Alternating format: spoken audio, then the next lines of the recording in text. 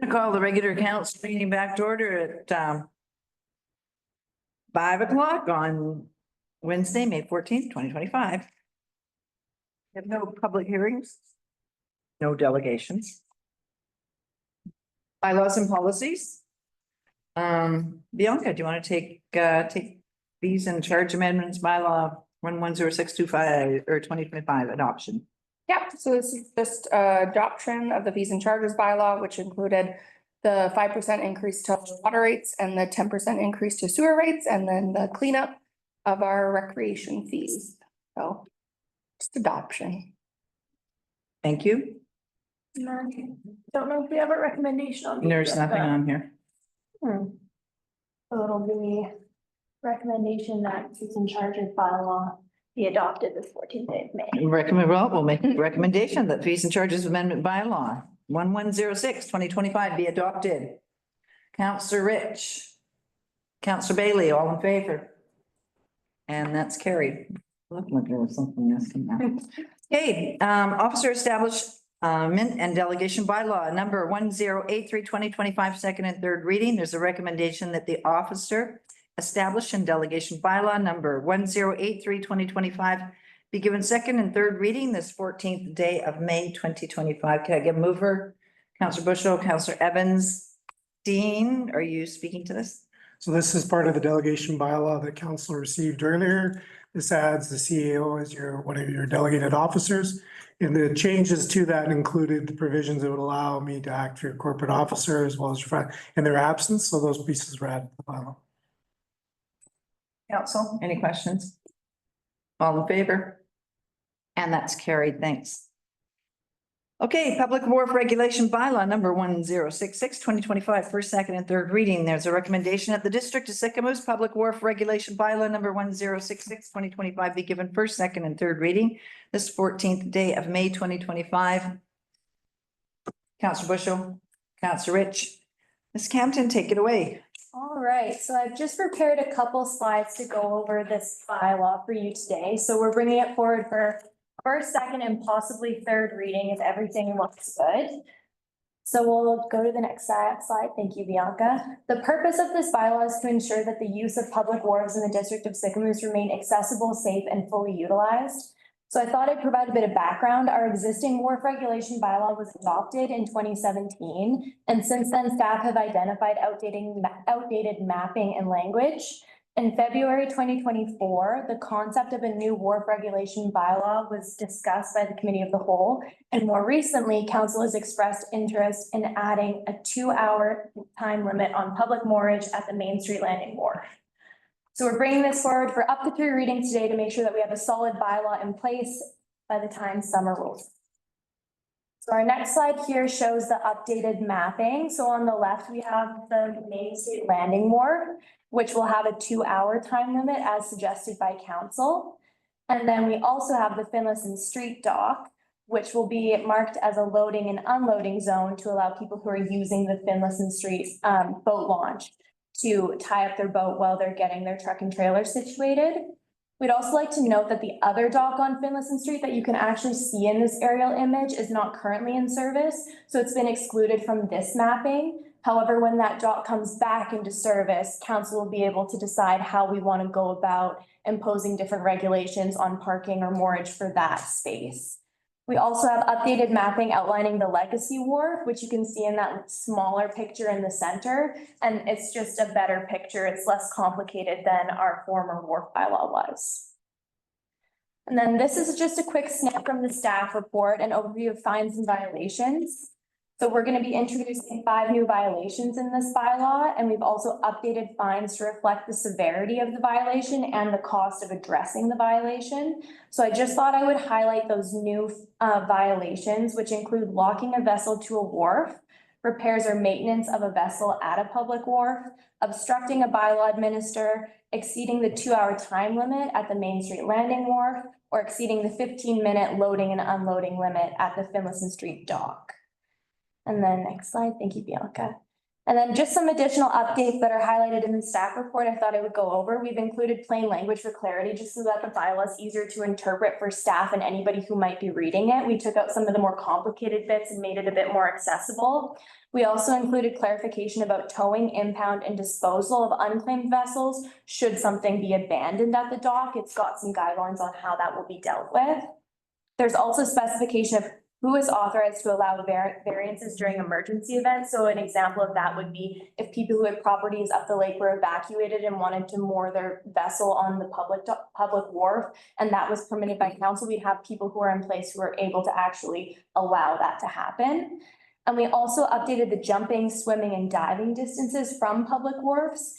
We've decreased it to 15 meters after taking a look at the map, because we were reflecting that the realistic distance from the Finlayson Street dock to the Sycamoose Beach Park was actually within that distance that was set out in our old bylaw. So this new distance makes sure that anybody who's swimming at the public beach park isn't in violation of the public wharf bylaw, just because of the distance between those two locations. So here's our recommendation today. We've got the option to give it first, second, and third reading, or we can do first and second reading today, make a couple of changes and bring back to council for third reading. So with these two options, we'll either be adopting on May 28th at the next regular council meeting or on June 11th. So with that, I give it back to council. Thank you, Captain. Council, do you have any questions? Councillor Bushel. Yeah, through the chair. Yeah, great work, Campton. That's a lot of work you put into this. Just one question on the locking of the vessel. So if they were overnight and they got, they're gonna get a fine of $500, would that be an additional $200 on top of the $500 for the locking of the vessel? How would that work? And is that an additional $200? So it'll be a It'd be a separate violation, so it could be an additional ticket. We leave it somewhat at the discretion of the bylaw enforcement officer as to whether, but it gives them the opportunity to add an additional fine. So potentially, if this was the third time this had happened or something like that. So there is a bit of discretion that we want our bylaw enforcement officer to still retain. Great. Thank you. Councillor Rich. Through the chair, how do we collect this? Because we don't have a license plate, or if I walk my paddleboard up there. So we can fine, our bylaw guy can go, lady person can fine, but then how are we collecting? We can actually identify them when they return to the boat and issue the ticket directly to them personally, which makes it a violation that we can pursue if we wish. Okay, thank you. Captain, did you have something you wanted to add? Through the chair, I was just thinking in terms of affixing the vessel to the dock. I wanted to note that we've also allowed the bylaw administrator the ability to use that to their advantage in terms of actually detaining the vessel so that that person can be ticketed if they are a repeat offender. So on the bylaw administrator's discretion. But if somebody from the public were to use a locking device to secure the vessel there, then that's when they would actually be in violation of the bylaw. Yep.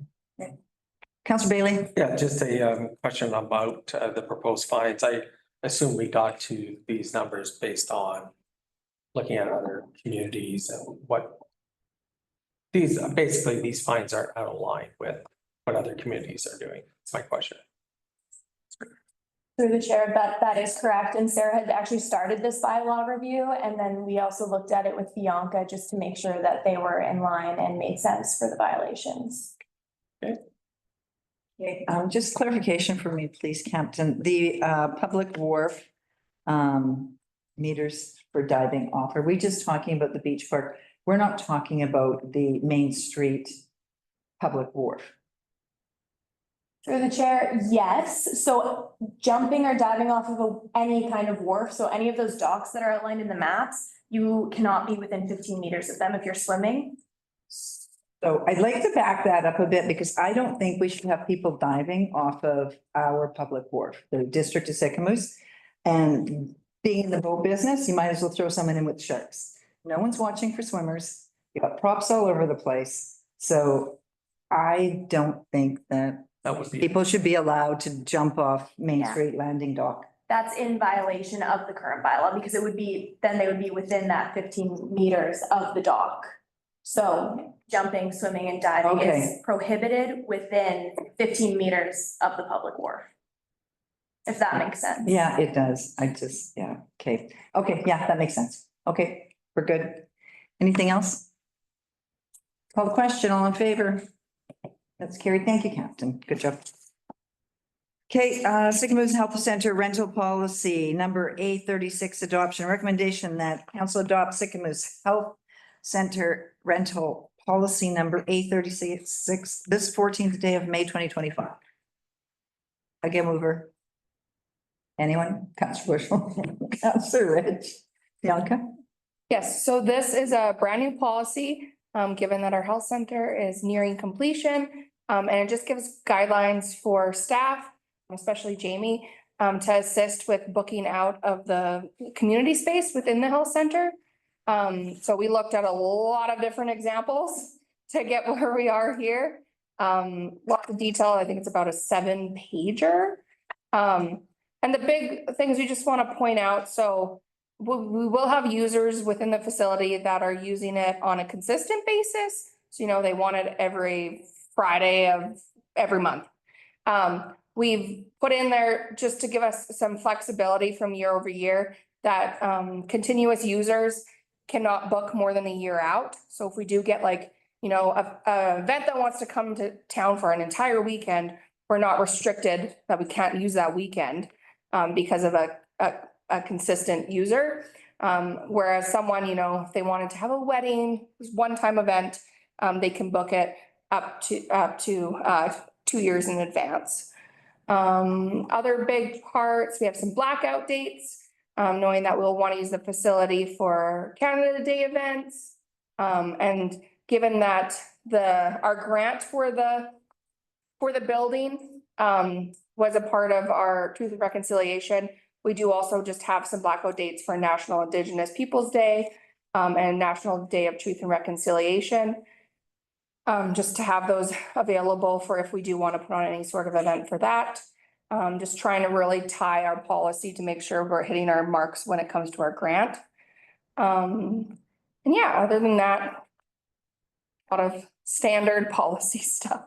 If anyone has any questions on any of the terms. Council, questions? Councillor Bushel. Yeah, through the chair, Bianca, on the blackout dates, I mean, I know it's nice to be able to black it out, but if we're not, like, if it's a long weekend and we're only using it one evening and some family wanted to rent it for a wedding or some kind of ceremony, would we be able to do that if we're not using it?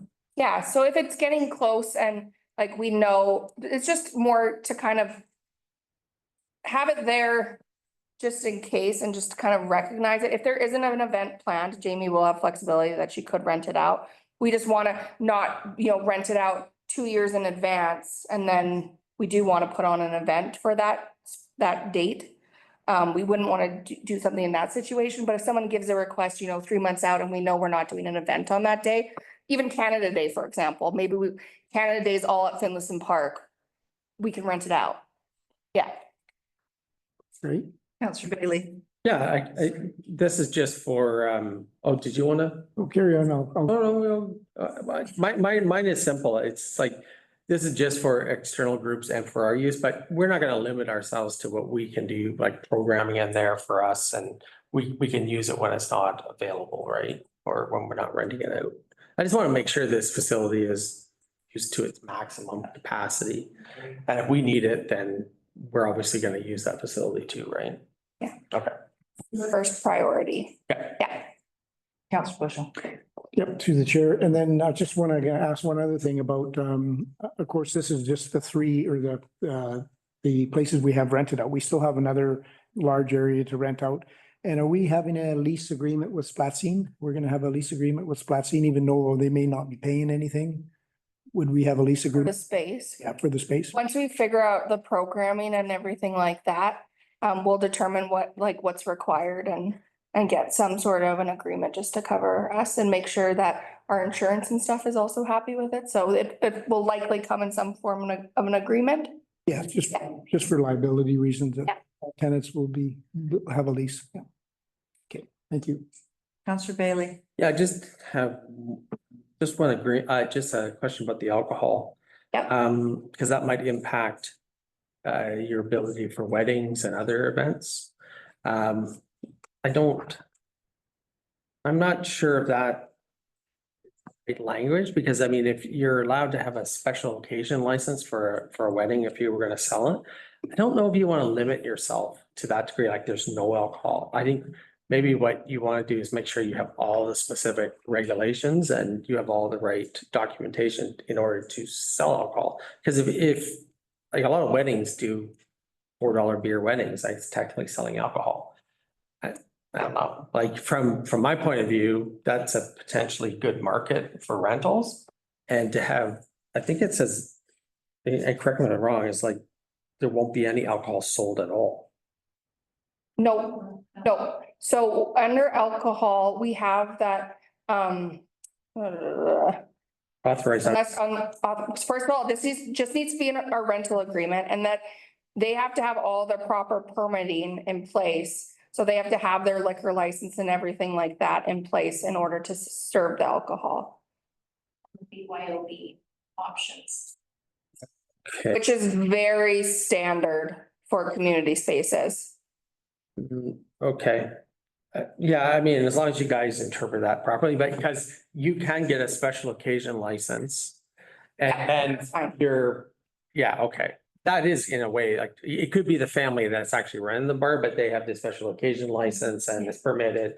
Okay. So it just, What I'm asking is you're gonna allow a special occasion license, as long as they have all the regulations, they can go ahead and yeah, sell so, it within the confines of those rules. yeah, and we didn't want to be really specific on like the different sections, so we just said must comply with the regulations of the liquor and cannabis regulation branch. Yeah. All right. Okay. Thanks. Any more questions? Okay, let's call the question, all in favor? And that's carried. Thanks. Okay, use of municipal vehicles, policy number A37, recommendation that council adopt use of a municipal vehicle policy number A36. This is 14th day of May, 2025. Can I get a mover? Councillor Evans, Councillor Rich, Bianca. Yeah, so this is a pretty standard policy. We just, we've had some conversations just on municipal vehicles as staff and really just realized we don't have a formal policy and we should. So just use of municipal vehicles, what that means, especially when it comes to, perceived use by the public and ensuring that at the end of the day, our municipal vehicles are owned for the purpose of serving the public and what we do here. So just really hitting that home with this policy, talking about, standard stuff, please don't drink and drive, don't have alcohol or any sort of those possessions in a municipal vehicle. And just going over, like, we do have some people that do take their vehicles home. For example, Daryl is like on 24-hour call. He lives well within municipal boundaries, has his own personal vehicle for his personal stuff, pretty standard stuff. This doesn't really affect Daryl. But just really getting that in a formal policy approved by council so that staff has direction and that we can give this to all municipal employees and make sure everyone's on the same page. And yeah. Is there any questions? Perfect. Council, any questions? All in favor? It's carried. Thanks. Special event road closure policy A35, recommendation that District Sycamore special event road closure policy number A35 be adopted this 14th day of May, 2025. Can I get a mover? Councillor Evans, Councillor Bushel. Jamie, do you want to take it away? Just much like what Bianca has just said about the municipal vehicle policy, we're coming to you today for a special event road closure policy because we do not have a formalized policy in place. By putting this policy in place, this gives us the opportunity for staff to actually, solidify course and make recommendations when we do have groups coming to us looking to close our municipal road for various different things, whether it be a car show, whether it be a triathlon, whether it be a road race, things like that. So it's just giving us some meat and potatoes, some backbone in order to be able to close roads effectively and follow a proper procedure. So as outlined in the policy, we have 5 steps that will be taking place in order to effectively close the road within the district of Sycamores. So first of all, the applicant must complete a road permit application form. It needs to include the description of the special events, the dates, times, locations. They have to provide us with a detailed highlighted map of the areas in which they wish to close. A traffic management plan outlining how the applicant will minimize the disruption of the properties. And depending on the size of the event, we may require a traffic control management plan to be put in place, whether it be a big road closure, including highways, traffic, things like when we had the triathlon last year for the BC Senior Games, so on.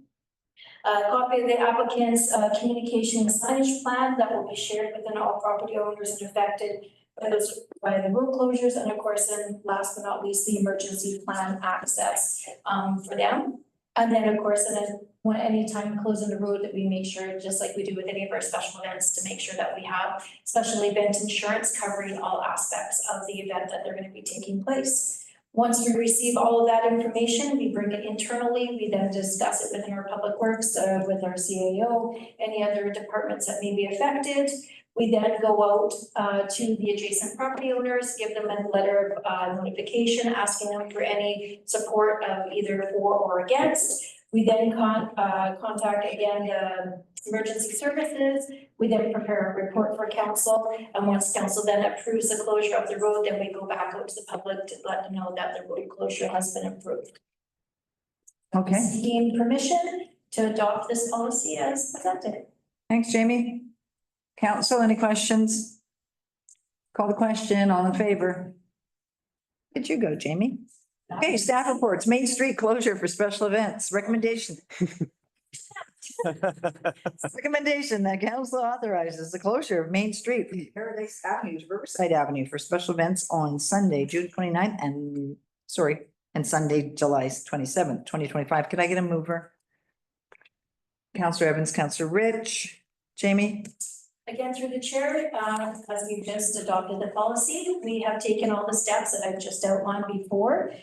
We have had 2 requests come from the Sycamores Show and Shine, and the Sick Rides Car Show group, both wanting to host a car show on Main Street.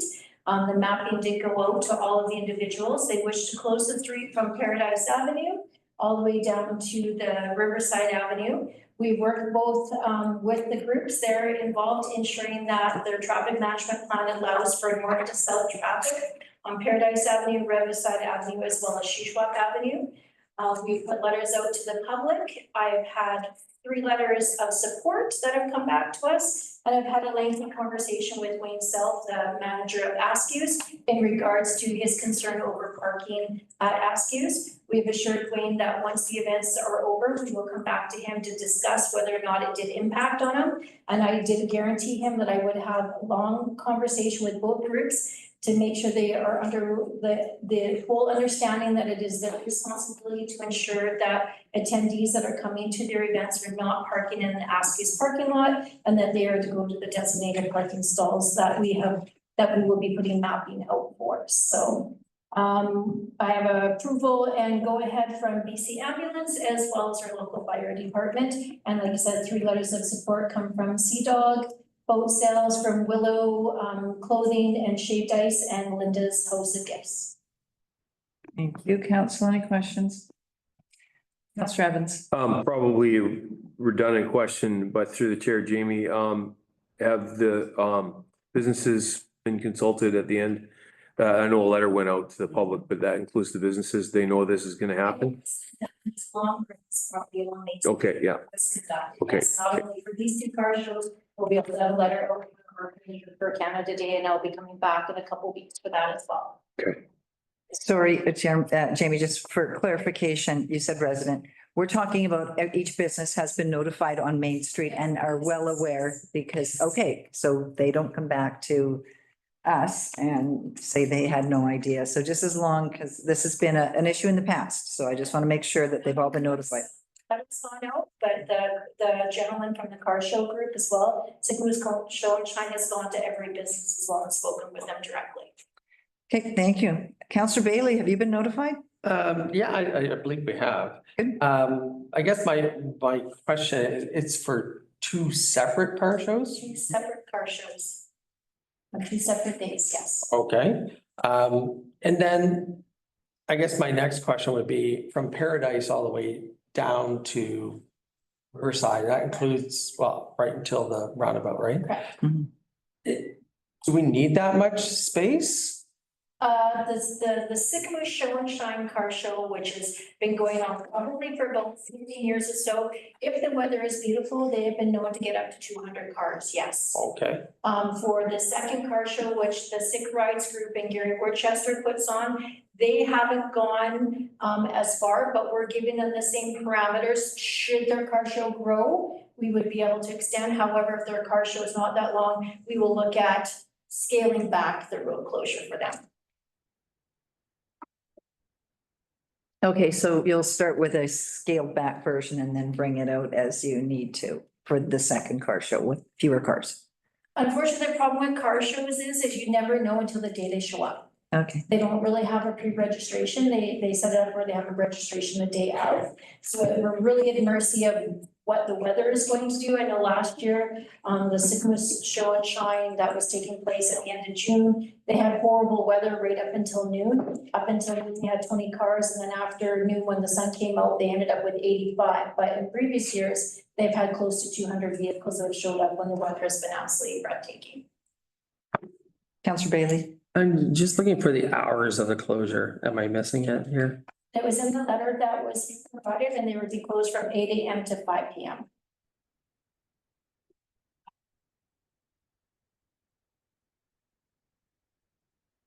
Any other questions, council? Councillor Bailey? I'm, no, I'm fine with it. It's, I just like is there a reason why it's two separate car shows, I guess I'm asking? Well, that, sorry, I just haven't like. Two different groups. Two different groups that want to do two different car shows. Yeah, two totally different groups. Yes. Okay. Types of cars Yeah. too. Some have, two different kinds. Unfortunately, they both chose the same month. They both chose the Sycamore, like I said, the Sycamore Show and Shine has been going on. It was actually a fundraiser that was started by the Rec Center Society years ago for the Eagles. And then this new group, for whatever reason, they actually started it, to be honest with you, to be a part of when Jake Dwight came forward to us and wanted us to revive the Sycamore Snow Days. And that's where this secondary car show came from. And so they're trying now to, but it is a conversation that we are going to have with them about seeing maybe about a different time, but this is the request I've had for this year. Councillor Bailey, does that work? Do you have any? Oh, yeah, no, I'm fine. I'm just trying to get my head wrapped around two car shows within a month of each other, and we're closing down Main Street twice for it. So I was just like, maybe it would be better to get them together and do one big, just big car show. And Councillor Bushel. Through the chair, and I'm sure you've looked into this, Jamie, but we do have the one washroom at the end of the street. If we've got that many people coming in, do we need porta potties? Do we have proper washrooms, and will our PW guys be out there to empty our garbage cans? Because the garbage cans on those streets are they're the little teeny ones. So has that all been looked after? For previous when Daryl Garceau was still here, when we talked about moving them onto Main Street, because it was the district that actually asked these groups to not put their car shows at Gillinson Park due to the massive renovations, and we had that we done the agreement was that we would open up the community space for the washrooms, so that way it would be a spot for them to utilize the washroom facilities. On both those days, staff would already be on for those days because neither one of them are an actual statutory holiday, as well as during that time in the summer, we have staffing already in place for weekends. So we will probably have to look into porta potties though, however, for the June 29th car show, because I don't believe the medical building will be open yet. So it'll be something that we have said that we would take care of that cost for them, because we did ask them to move their location. Okay, thanks, Jamie. And just to follow up, so in the future, then the medical, like the Sick Mouse building will be open for public when we shut down that road today or whatever. They will have access to that building to use the washrooms. Correct. Okay, thank you. Councillor Bailey. Okay, a couple more things since I'm thinking through the logistics here. So from 8 to 5. Correct. There's Brothers has a parking lot there. Staff parking, there's residents that will need to get down that road. Yeah. I'm just wondering how we're gonna accommodate that. That is a part of their traffic management plan. They actually have to provide flaggers on those intersections. So if someone does need to access a residence, so the apartment building, for example, they will have a flagger that will allow them in and allow them out. They're not allowed to block any residence entrances. And for Brothers, I believe the conversation is they're trying to work with them to actually park cars in for the car shows in the actual Brothers parking lot to entice people to come into the business. So they would just have foot traffic and they would actually park vehicles from the car shows in the actual parking lots. That would be part of the areas that the antique cars would park in. So it's an agreement that they're working on with the establishment itself. And then I guess just, so we've talked about, I guess we've talked, I mean, like I want a place down there, but have we talked to people about just how they would park for staff and other things to get into the businesses? I'm just thinking like, all those businesses are staffed up at that time. They probably, some of them would probably park on Main Street, or I guess there's back lane access, but we've crossed those Ts and dot those Is and okay. It's a part of the parking plan that we are putting out Okay. to the public well in advance of either one of these events. All right. Okay, Gord, did you have a question? Yeah, I was just gonna say, through the chair, yeah, good job, Jamie, trying to navigate two different car clubs. Me and I said, felt the same thing, like, why can't we put these two together? Yeah. Like one big one, and, but they're two different, one's classic and one's modified cars. So it's been, Jamie's done a good job navigating these two groups and, putting this all together, so thank you. Okay, any other questions? Okay, I'll call the question. All in favor? Okay, that's carried. Okay, thanks, Jamie. Night. Okay, Sycamoose Health Center lease agreements. Recommendation that council authorize the mayor and corporate officer to execute lease agreements at the Sycamoose Health Center, 200 Main Street, commencing on July 14th, 2025, with the following tenants: Shuswap Acupuncture and Health, 850 square feet, 1,775 a month. Shuswap Hearing Clinic, 144 square feet, $300 a month. Stephanie Romper Brodeur, 120 square feet, $250 a month, and Megan Sapensky, 120 square feet, $250 a month. Did I get a mover? Counselor Evans, Counselor Rich. Bianca. I'm really excited to bring this to council, because it means we're close. So these are lease agreements for our new health center. I think this visual really is great because they'll kind of show what all the practitioners that are going to be operating out of our center. So around here is our primary care, so our doctor's office. And so these lease agreements are our hearing clinic, Shuswap Acupuncture and Health.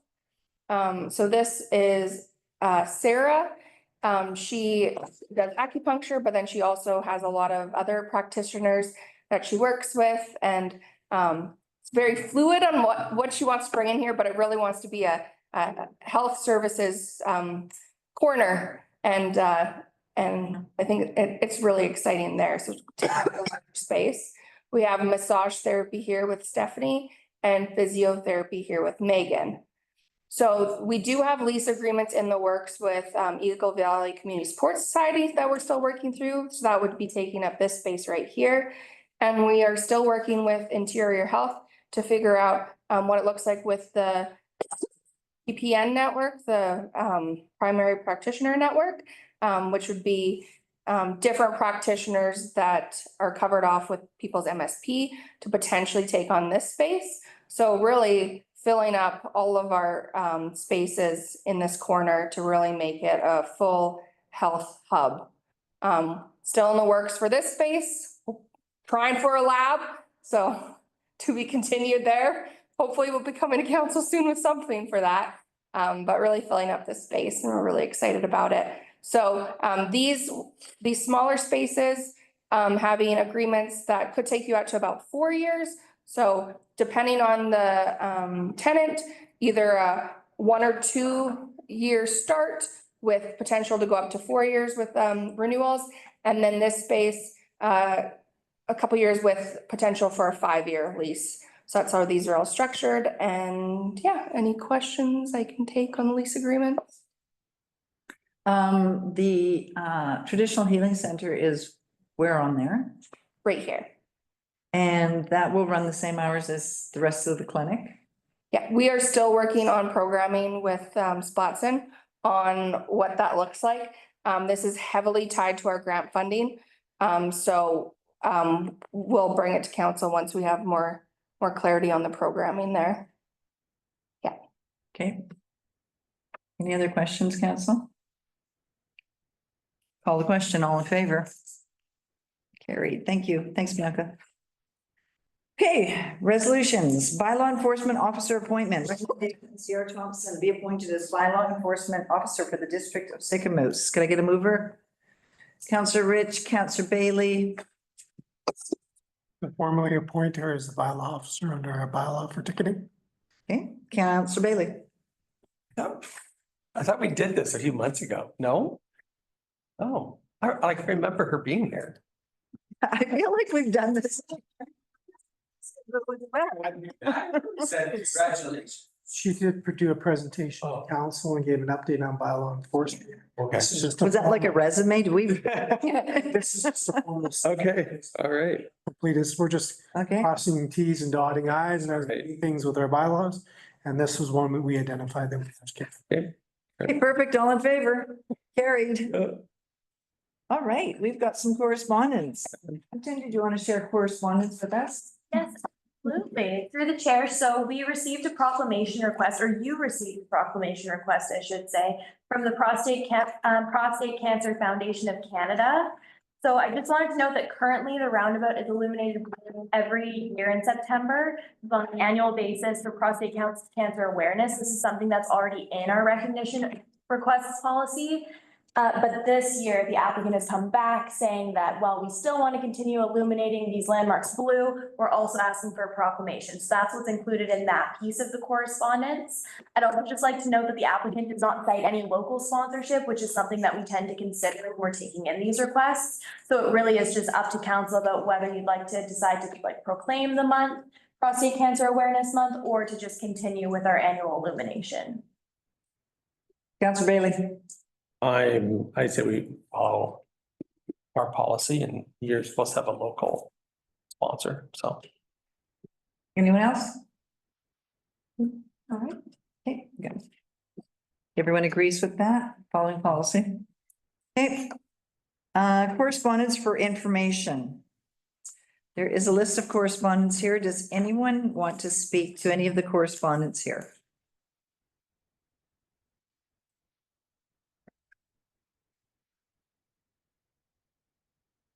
Do I have any takers? Going once. Going once, going twice. Okay, we're gonna carry on then. Okay, so we have committee and regional district reports, the regular board meeting from the CSRD and the Shuswap Emergency Program Executive Meeting Minutes. Does anyone want to comment on those? All right.